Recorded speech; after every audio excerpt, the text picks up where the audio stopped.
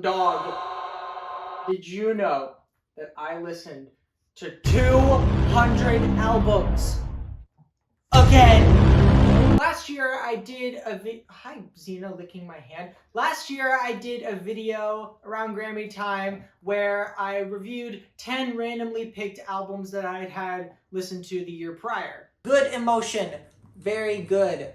Like album, very much enjoy, listen to a lot. We're doing it again, baby! This time, Dad is not here. He's in Colorado, so taking his place this time is Baba. Say hi. Hi! She will help with the random picking of the albums done by The Wheel. And if you would like to know the list of every album in the running this year, here they are.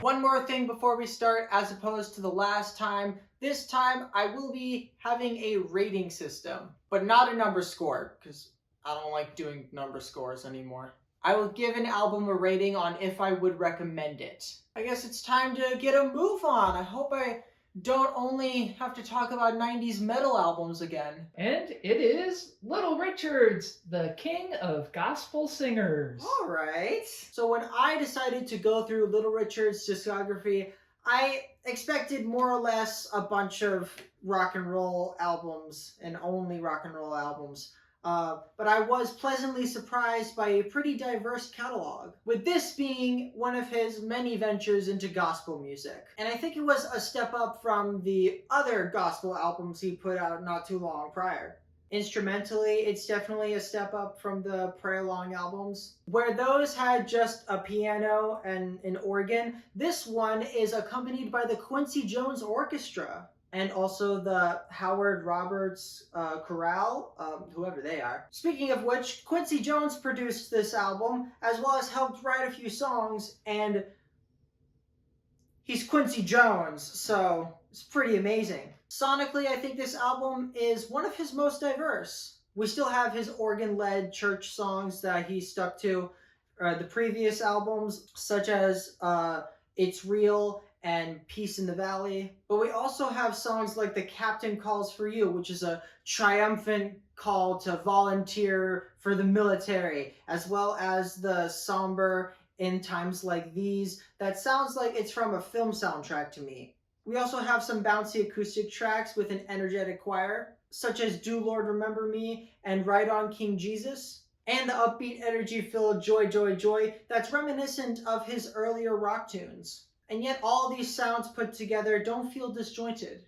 The most lyrically enticing song to me was the track He's Not Just a Soldier. It's a song about how a soldier is also just a regular person with people waiting for them back home. The lyrical density of Richard saying things like he's not just a soldier, he's somebody's son, he's somebody's love, he's somebody's friend, was incredibly impactful to me. I'm not saying Richard was incapable of writing complex lyrics at this point, but at this point, I was listening through his discography, it was not exactly expected.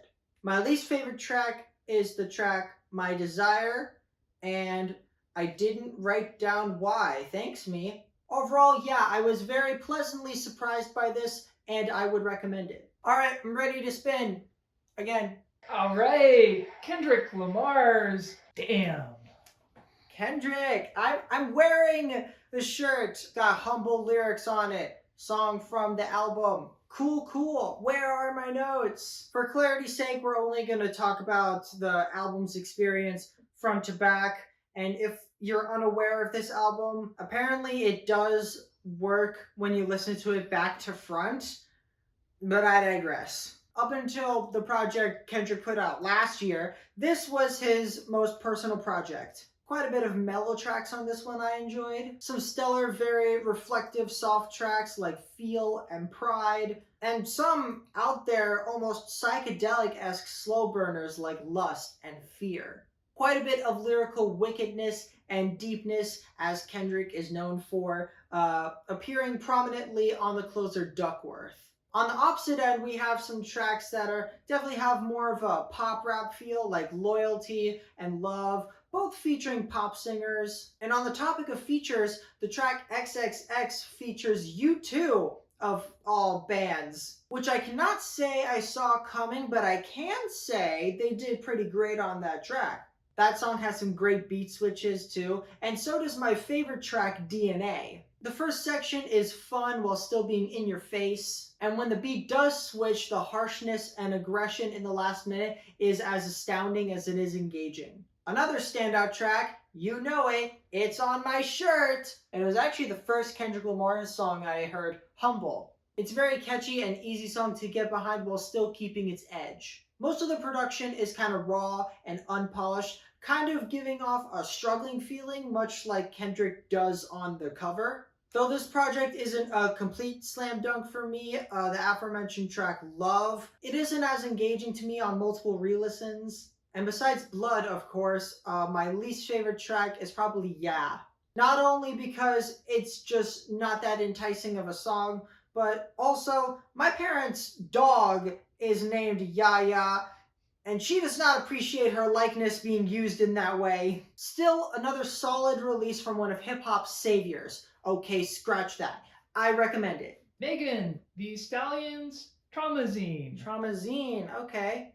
A recent one. 2022 was definitely a year for Megan, and in the middle of this, she released her sophomore effort. But unfortunately for me, I think this record suffers pretty much the same problems as her last full-length album. Now, when I said that, I didn't mean to entirely pin that on Megan specifically. In fact, I think she's talented enough that she can release a classic if she wanted to. She demonstrates such talent on tracks like Pressurelicious and my favorite track, Plan B. And I think there's actually a specific song that bridges what I'm trying to get at. The track Her. This song has some of her strongest verses with one of her weakest choruses. It's a chorus that to me is somehow both annoying and boring, but also it reminds me of a song from hers that's not on this, the song Body, which is a hit, and better yet,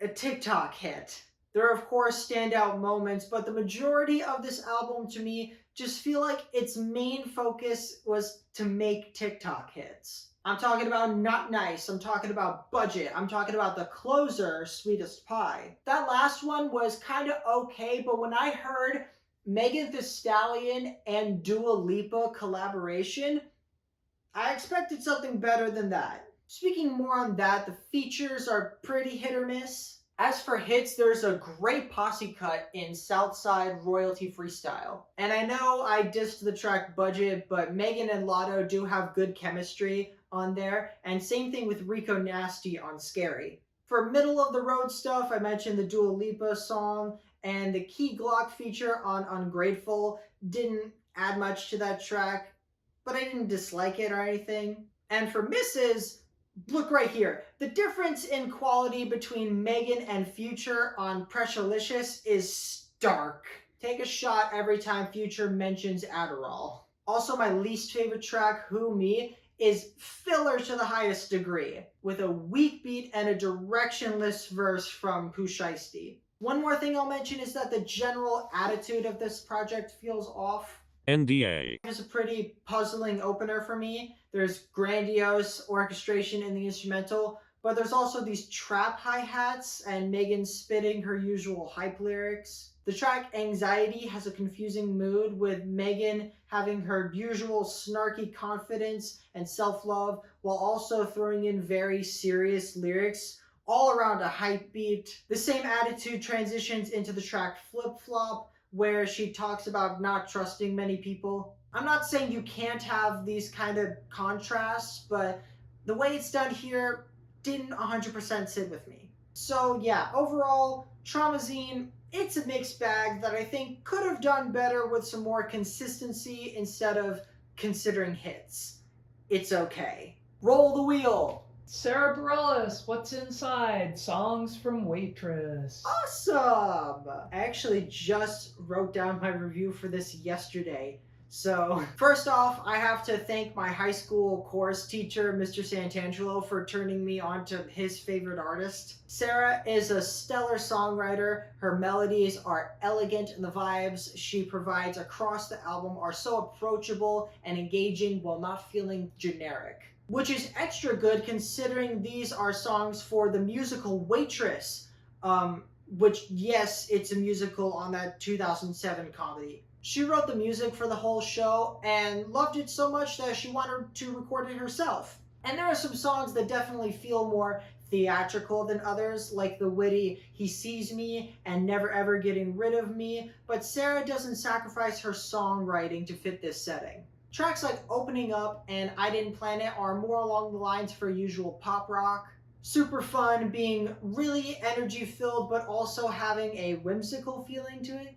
The tracks "Bad Idea" and "You Matter to Me" feature Jason Mraz as the male character from the scene it's from. The former being an energetic tune and the latter being an emotional ballad, and he does well on both. Speaking of ballads, I have a soft spot for "A Soft Place to Land" since I first heard it in my chorus class. Can you tell I liked that class? But beyond that, it is a beautiful acoustic song, and I share the same sentiment for my favorite track, the hit from this album, "She Used to Be Mine." Sarah's best ballad is passionate and heart-aching, woven together by her musical majesty. And also, I've had a few cries with it, but we're gonna ignore that part. As for a least favorite track, I mean, the opening title track isn't the most interesting thing in the world, but it's also a minute long and it's really just a lead into opening up, so I don't mind it that much. I'd also like to note that this album is not specifically laid out to tell the entire story.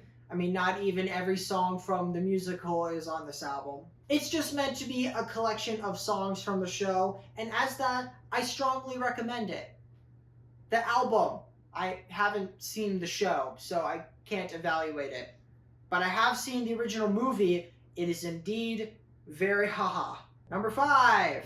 Pentatonics Evergreen. Evergreen, okay. Ooh, this one is actually up for a Grammy. It's got some tough competition though. This is a Christmas album by the a cappella group Pentatonics, and whatever you're thinking about a Christmas a cappella album, it's probably how you'll feel about the album. Doesn't exactly change the landscape of Christmas albums or anything. Pentatonics are great musicians, but pushing the envelope is not exactly their thing. So here's how I feel about it. I'm a big fan of Pentatonics, and I have been for a long, long time, but I'm not usually a fan of Christmas albums. Not because of the cheery attitude, I don't mind that as much, more so the lack of original songs. I know Pentatonics wasn't making many original tracks to begin with, but the title track on here is the only original track. And while I don't care for the amount of covers on here, I'm not against covers in general, and some of these covers are great. Their versions of the more traditional "I Saw Three Ships" and "Over the River" are big and triumphant, the latter having some extra instrumentation from violinist Lindsay Starling, and she does great. Speaking of features, their version of "Frosty the Snowman" has Alicia Cara singing lead, and she has a cute but also more reserved performance that I actually really like. The more so pop covers, like their cover of Joni Mitchell's "River" and Stevie Wonder's "I Just Called to Say I Love You," fit the quota of joyous a cappella music to soothe you. Their cover of "The Prayer" is a bit of a mashup between the two different versions that musically flew together seamlessly. Their cover of the Beach Boys' "Little Saint Nick" keeps the feeling of the original while fitting the vibe of the rest of the album, if that makes sense. Like, I haven't heard the original, but yeah, this feels like a Beach Boys song. And then there's my favorite track, their cover of Paul McCartney's "Wonderful Christmas Time," which is way better than the original. Where the original feels awkward and unfinished to me, this cover feels confident and full. So for me, it's a bit better than what I expected for this kind of album, and I enjoy it and recommend it. But only for December. I'm not listening to holiday music in October, and Pentatonics cannot make me. Let's go! The Jacksons, Going Places. All right. We're hitting quite a lot of these that I like. So listening to the Jacksons' discography, the Jackson 5, and when they rebranded as the Jacksons, all the way through, it got kind of, the albums weren't like exactly trying to do something new at this point. And I wouldn't say they exactly pushed the envelope on this either, but I was actually pleasantly surprised by the quality of it. At this point, Michael had fully come into his own as a vocalist. Not to say his younger vocals weren't good, but at this point, he had completely grown beyond his childish highs of the Jackson 5 records. The tracks Different Kind of Lady and the title track are full of life and energy vocally and instrumentally. And the softer tunes like Even Though You're Gone and Heaven Knows I Love You Girl are sweet and emotional. The track Man of War has a cool message about peace prospering and war not being right. Although I gotta say I wasn't enamored with the closer Find Me a Girl. It's not bad, it's just kinda meh. And that's why I'd say it's my least favorite track. For a favorite track, I mentioned the title track earlier.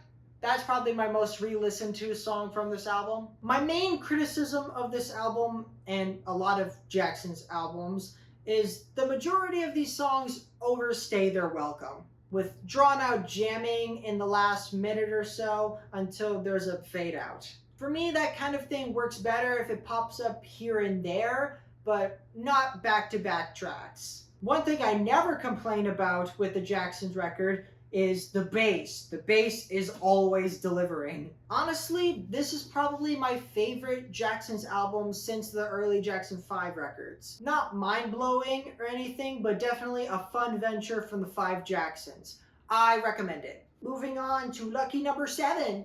Dio's Angry Machines. Angry Machines? Interesting. This is largely regarded by Dio fans as one of the band's worst albums. Screw them! I think this is one of their best. I understand some metalheads feeling put off by this album's sound, which throws in elements of grunge, but I wasn't peeved by it. I mean, my playlist regularly jumps from Pantera to Beyonce to Ninja Sex Party, so like... And I think Dio pulled off this sound pretty well. For the most part. This album isn't perfect. Nothing is. I very much enjoyed the heavy as hell riffs on the opener Institutional Man and Hunter of the Hearts, and the vicious attitudes on tracks like Black and Don't Tell the Kids. The 7-minute long Stay Out of My Mind sticks out to me. It starts off with kind of a Sabbath doomy feel, but then goes into an unsettling string part and a very loud abrasive section. Me likey likey. The only track most people seem to like from this is the closer This Is Your Life, which could be in part because it's the last song on the album, but also it is a beautiful and haunting ballad only made more powerful post Dio's life. The only song where I would apply the general criticism of this album is Big Sister. It feels like it's trying too hard and overall was just a miss in the track list for me. And that's why it's my least favorite track. Also thought the track Double Monday wasn't a strong point, with some kooky riffing and lyrics that I don't much care for. Every someday, Double Monday. What does that mean? Dio's lyrics are usually pretty wacky, but I would say on this album there are some of his most interesting avenues explored. Like Don't Tell the Kids, which is a kid's perspective on their parents' divorce, as well as Dying in America, which tackles Ronnie's dissatisfaction with living in America. Delivered vocally, of course, by Ronnie James Dio, who was undeniably an incredible vocalist. His soaring melodies and tremendous range in terms of notes and power is a sight to behold. Also gotta mention Vinny Appice on the drums. Mwah, mwah, mwah. So yeah, I like this album. I like it more than most, and I'm proud of it. I think this is one of Dio's most striking albums. I think this is one of their most distinct releases, which I appreciate since the band's first 5 albums feel largely the same. I'd recommend it. I forgot to give a favorite track. Black. DA Games Flash Drive. Flash Drive. Interesting. I just want to preface this album is made up of, as the cover implies, songs all made in an hour. And on that front, I will say the compositions definitely aren't fully there. There are cool ideas, but they aren't like fully developed. But as it is, I kind of enjoy this one. I quite like the opener Black. It has some cool riffs, super energetic. Purple is a neat, sweet track with a more emotional approach. Although I'm not feeling the track Red. Like the main riff is pretty neat, but almost everything else is not as enticing to me. I guess that would be my least favorite track. But while I don't care much for some of the specific melodies, I do think the vocal performance is still pretty cool. Will Ryan is a good singer, fulfilling a variety of moods and pitches from calm and sober passion all the way to guttural screeches. Yellow and Blue are more middle of the road tracks, while I think my favorite track is Green. I very much enjoyed that track's suspenseful verses and triumphant chorus, with some cool riffs to boot. And honestly, it's probably one of my favorite DA Games songs. The closer White is a cool track to bring the project around at the end. Yeah, closer. So yeah, overall Flash Drive, not super complex album, not super complex review. Apparently Will is working on a remake of this whole album that's supposed to be coming out soon, and I'm certifiably excited to hear it. As for the 2020 original, I slightly recommend it. Baba got a little cocky and clicked the go button when I wasn't done with my review. Alright, so what's number 9? XXX Tentacion's Bad Vibes Forever. Spin again? No. Not spin again. We don't do that here. But I'm just gonna rip the band-aid off real quick. This album is bad. It is not good. It is bad. But it's a very unique kind of bad. If you're not aware, XXX Tentacion was a rapper who blew up on SoundCloud, and unfortunately, he was killed in 2018 at 20 years old. A year and a half later, Bad Vibes Forever, the label, put out Bad Vibes Forever, the album. And it's kind of fitting that the album shares a name with the label, because when I say this posthumous album was made to capitalize off of his death, that's only scratching the surface. This album is filled to the brim with unrefined melodies, first draft compositions, and half-assed recordings that X probably recorded on voice memos, of course, because X isn't alive to finish the songs. The label was kind of grasping at straws for anything they can turn into a chorus of a song, with the rest being done by a guest artist. That's right, the large majority of this XXXTentacion album is not him. And the guests they chose in particular, it's like they only thought of who would draw attention to the album the most. Like, hey, did you hear Rick Ross has a feature on this? Hey, did you hear that Noah Cyrus has a feature on this? Hey, did you hear that Blink 182 has a feature on this? And the features that the guests provide, they suck. They all suck. Whether it's Trippie Redd's Nothing Spot on the title track, or Sauce Walka's unappealing over-exaggeration on Voss, or Tom G ruining any momentum that the track Kill My Vibe had, or Jorner Lucas doing whatever he's doing on North Star, or seriously, what is Blink 182 doing here? Also, Lil Wayne's mixed message on the track School Shooters. I get the intention behind it, but when you have lyrics like intelligent mixed with inner stress, that's a recipe for disaster. If you don't believe me, go ask any chef. What are you doing, Wayne? What are you doing? Instrumentally, we're also all over the place. 1 second we can have a cool acoustic track, and the other we can have the most blown out beats they could have gotten. And as for the track The Only Time I Feel Alive, we somehow get both. There's also the track Chase Glass Shards that I cannot put into words, but I wanted to mention it on the off chance that you go and listen to it. When we get a song that's just X, it's mostly him droning over a guitar, like on Ugly and Before I Realized, or him semi-trying over riffs that everyone's heard before, like on Triumph. There's one semi-decent track that's like the latter. It's called Heart Eater, and I guess by default, it's my favorite track. For my least favorite track, I mean, that Lil Wayne one was really bad. But so was the track Hot Gal, where we have X doing a Jamaican accent, and it's shoved into a hole filled with autotune. Also, the feature Tory Lanez just generally sucking, as he usually does. So was the track called The Interlude That Never Ends. False advertising, it did in fact end. Speaking of ending, I don't want to talk about this anymore. Last year, I said that White Zombie's Soul Crusher was my least favorite album that I had listened to that year. This is my least favorite that I listened to this time around. Like, holy Toledo, Batman. What the fuck were they thinking? So Bad Vibes gave you bad vibes. Say what you will about Skins. I certainly don't think very highly of it, but that felt like an X project. This reeks of corporate greed. And at the end of the day, the artist that the album is named after had nothing to do with it. I strongly do not recommend. So this is the last one. Let's end on a strong note, please. Suspension is killing me!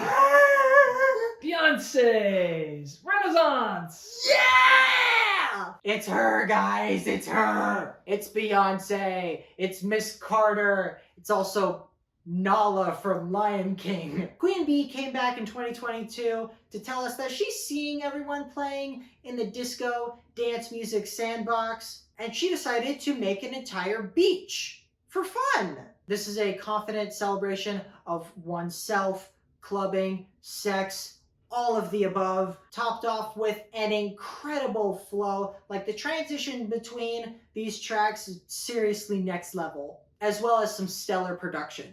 I especially appreciate the appropriately out of this world vibe on Alien Superstar, as well as the great Donna Summer sample on the closer Summer Renaissance. Also, here's a shocker. Beyonce has some of the best vocals in the business right now. I know not many people say that, but I think it had to be said. But can we also put some spotlight on the background vocals? Like, the backing harmonies throughout this album are outstanding. On full display on tracks like Heated and Virgo's Groove, and my favorite track, Cuff It. Has it been long enough to call Cuff It a modern disco classic?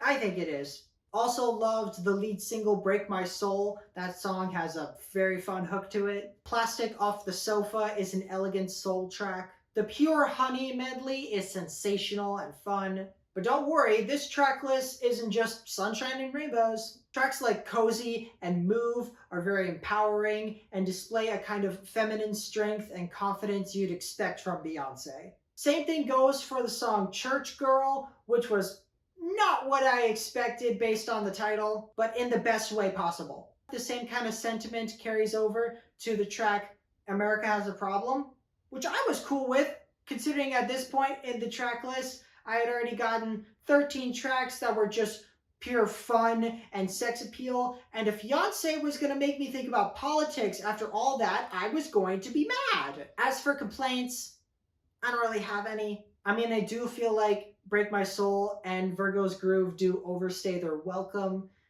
just a bit.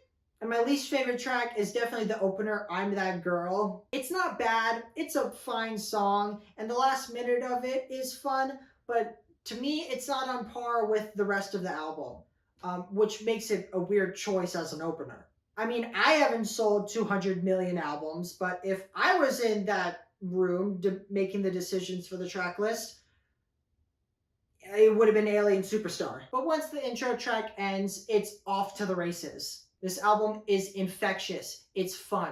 It's sexy. It's groovy. It's Beyonce. I'm of the opinion that Beyonce has gotten better with every subsequent solo album release, and no surprise by that metric, I think this is her best.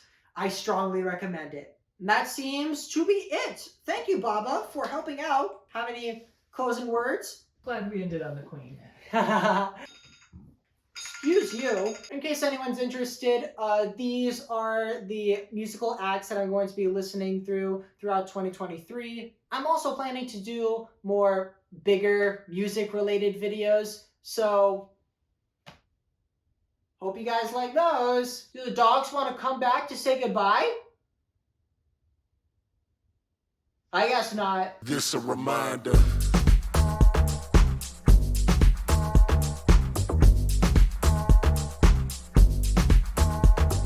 So Baba just left, and I'm just now realizing that the wheel didn't pick Elton John, even though he had 30 albums that I listened to. The wheel works in mysterious ways.